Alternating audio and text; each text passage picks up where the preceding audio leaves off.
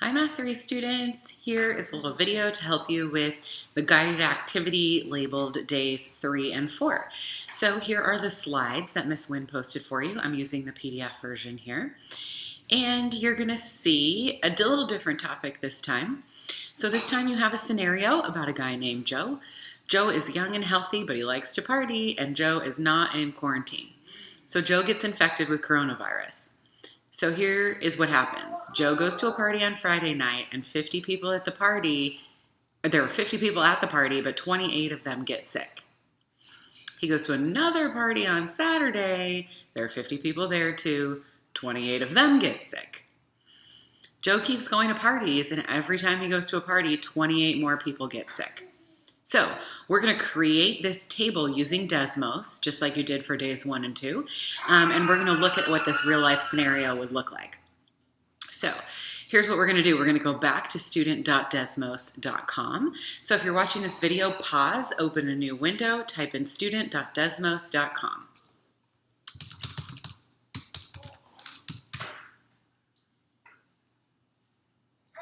Okay, and then here's the class codes. So make sure you use period 1 or period 2, whatever class you're in.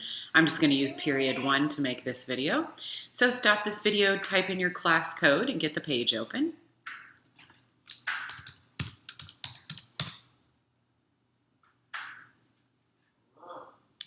Okay, and it brings you to a page that looks like this, and you're going to continue or log in, whatever it says. Make sure if you're on your computer at home, you're logging in with your school Google, so it lets you in. So here's that story about Joe again, okay? We need to turn this into math. So we need to take that story and turn it into math.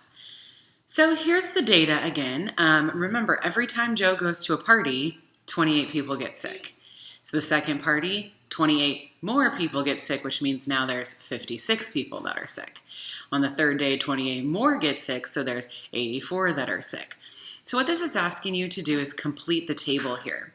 So I started already because I looked at this and I said, well, if there was 84 people at the end of day 3 and Joe goes to another party, that means 84 plus 28 are going to get sick, which is 112. Then I looked at the next day and I said, if there are already 112 and Joe goes to another party on day 5, that means 28 more get sick, and 112 plus 28 is 140. So what you need to do right now is finish this table. So you're going to take the last number, 140. You're going to say if Joe goes to one more party, 28 more people would get sick. Okay, so that would be, that would be 140 plus 28, right? What's 140 plus 28? That's 168. So in this box right here, I need to say there's 168 sick people now. So finish that for 7, 8, 9, and 10. Add 28 more people every day that Joe goes to a party. So pause this video and fill in those 4 boxes now. Okay, so now that you have all these boxes filled in, I'm not going to do it for you. You can do it yourself. We're going to analyze that data. So we're going to look at that data on a graph, okay? And your graph, I don't think that your graph has these ones yet. Let me erase these. Okay, so your graph looks like this. What you need to do is go back and forth to the one we just filled in and get all the data and type it here. So on day 4, if I go back, I can see that on day 4 I figured out there was 112 sick people. So right here, I'm going to type in 112. See how it graphed it for me? So I'm going to do that for every line here. So I'm going to go back. Day 5, there was 140 sick people. So on day 5, I'm going to type 140. So pause this video and do each of these now. Fill those in with the data so that it plots the whole thing for you. Okay, so once you're done plotting that, it asks now, use the table in the graph from the previous slide. What is the family function? So remember, an absolute value function makes a V shape. So you have to ask yourself, did this graph make a V shape? A linear function is a straight line. So did this graph make a straight line? An exponential function grows. So did this graph grow? And a quadratic function makes a U. So did this graph make a U? So pick one answer for the shape that this graph made. And now on side 6, we're going to calculate and interpret the rate of change, okay? So I had typed in some stuff here the other day. I'm going to edit this so we can look at it together. So we're going to calculate the range, and we have a function here. Miss Wynn gave us the function. It's y equals mx plus b because it's a linear function. So down here I'm going to type y equals mx plus b.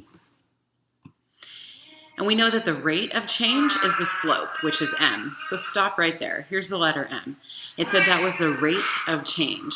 Well, think about Joe's situation. It said that every time Joe goes to a party, 28 more people get sick. So our rate of change is 28. Every time Joe goes to go to a party, 28 people are going to get sick. Then we also need to know the initial value, which is b. Well, initially, nobody was sick. Joe wasn't sick. Nobody was sick, right? So that's a 0. And now there's my final function for this situation. You can share it with the class, and then press next. Now, here's the function, okay? We're going to use this to determine how many people will be sick if Joe goes to parties for 14 days, and how many people will be sick if Joe goes to parties for 28 days. So let me get rid of all this. So I'm going to type my function in again. Y equals 28x plus 0. Okay, but for the first scenario, it wants 14 days. So I'm going to show Miss Wynn for scenario number 1. X equals 14. And I'm going to write the formula. But this time, instead of putting x, I'm going to put the 14 because we know how many days it is now. It's 14 days. So there's my formula. And now I need to actually do that math. So you need to get your calculator, do that math, and fill in an answer here. Then you need to do it again for scenario number 2. You need to say this time in scenario number 2, there are 28 days Joe goes to parties. So x equals 28. So the function is y equals 28. But this time there are 28 days plus 0. And you need to actually use a calculator and solve that value. Once you've done that, you're going to click share it with the class, and then you're done. So I hope this video helps you guys figure out what to do on days 3 and days 4.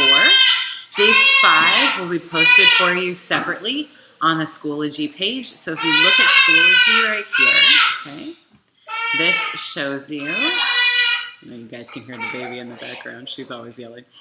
So this one shows you functions and their graphs for the week, okay?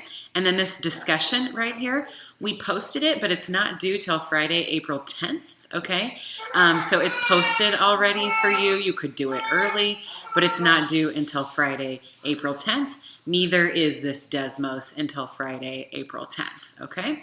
This discussion here, all you need to do is answer the question, how is the coronavirus affecting your life? So you're going to type an answer in here, and then whatever it is, fill it in for us, and then send that in to us as your post for the day. And again, it's due on April 10th. So if you guys have any questions, come to our office hours. I will be posting the rest of my office hours for the rest of the school year for you guys, and I'll put the link in there. Miss Wynn has office hours also, or you can email us anytime. Okay? You guys be safe, and I'll talk to you soon.